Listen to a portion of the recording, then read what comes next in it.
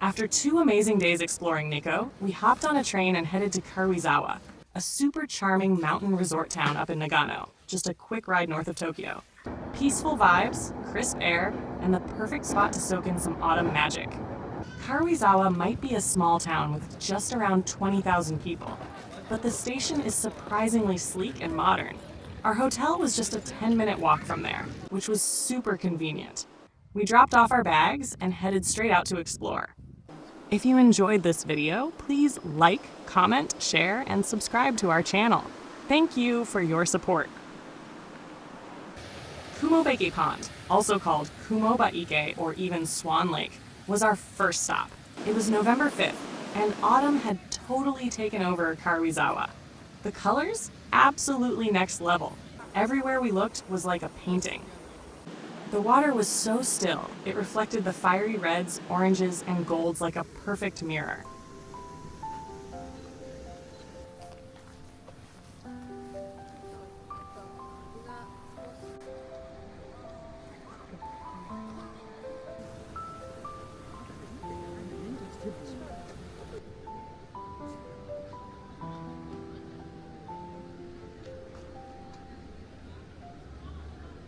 We even spotted a couple taking wedding photos.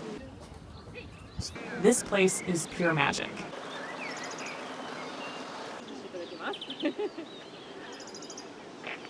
There's a quiet little path that circles the pond, and walking through it feels like stepping into a dream. You're surrounded by tunnels of fiery maple trees, birds chirping in the background, ducks gliding calmly across the water. It's peaceful, calm, and honestly, one of the most photogenic spots we've been to. Up on the north side, there's a small island that really steals the show. It's one of the pond's most picturesque spots.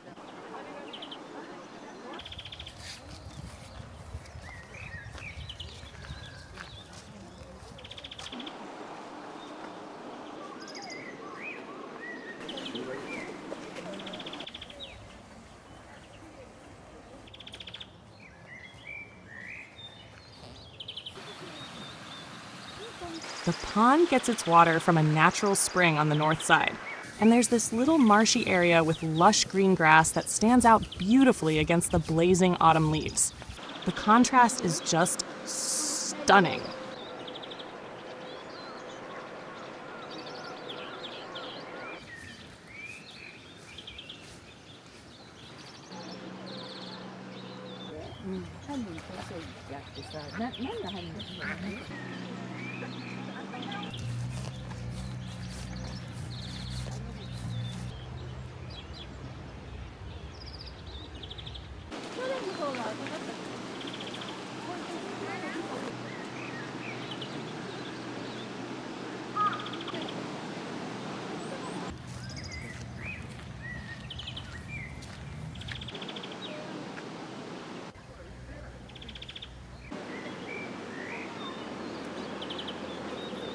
From there, we hopped on a quick 20-minute bus ride to the Hoshino Area, cruising past the ultra-modern Naka Karuizawa station. Seriously, it looked more like an art gallery than a train station.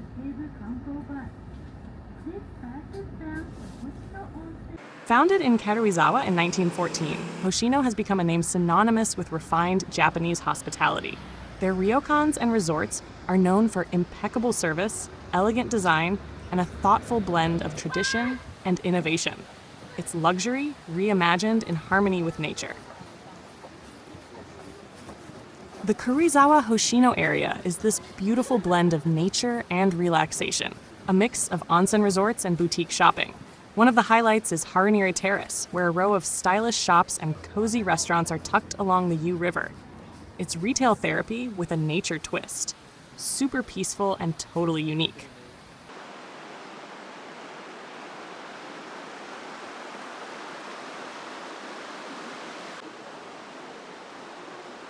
We grabbed lunch at Kawakami-An, a cozy soba spot that specializes in locally grown buckwheat noodles. We went all in. A hot soba set, cold soba with crispy tempura, and another hot bowl with chewy fried mochi.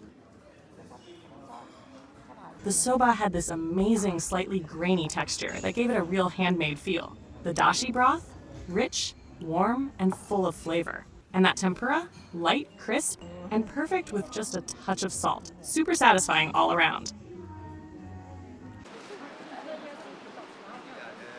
After lunch, we walked across the street to check out two iconic chapels, the Stone Church and the Kogen Church. Both are part of Hoshino Resort's wedding business.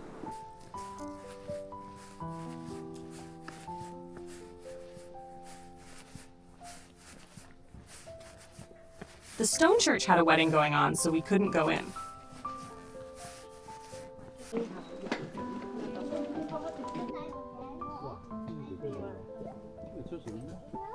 But the architecture, super unique.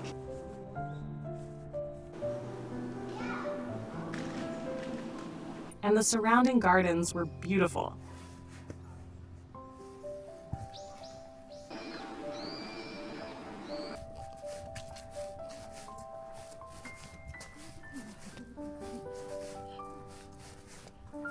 The Kogen Church, built in 1921 by Anglican missionaries, had a warm wooden interior and is especially famous for its fall scenery.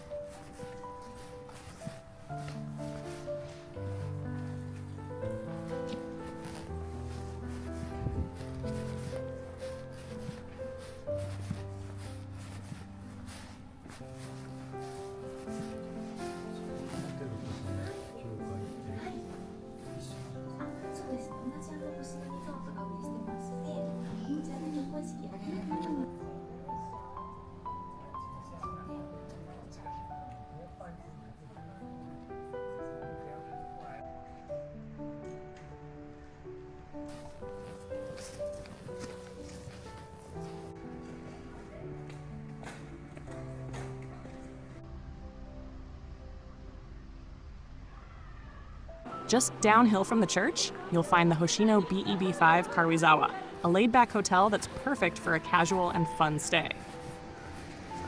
We hopped on the bus back to Karuizawa Station, and right next door is this massive outlet mall. It's huge. We're talking hundreds of shops, a golf course, a hotel, and even a food court.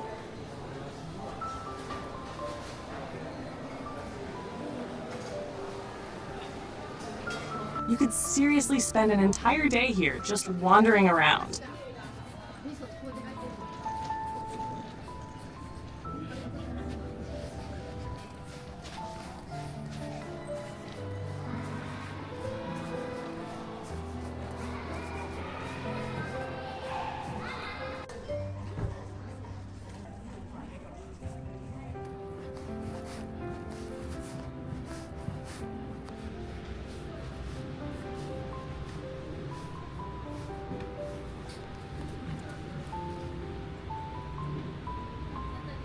For dinner, we tried Sacrée Fleur, a French restaurant with a fun glamping-style vibe. For two?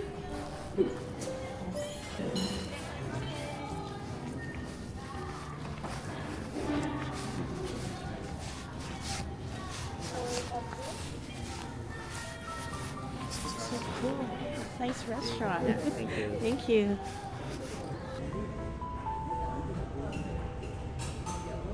We started off with this super fresh veggie salad, so colorful and crisp, it looked as good as it tasted.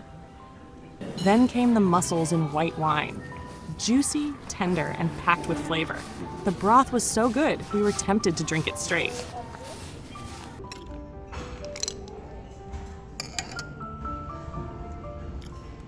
Next up was the French onion soup. Rich, savory, and topped with that perfect layer of melty, golden cheese.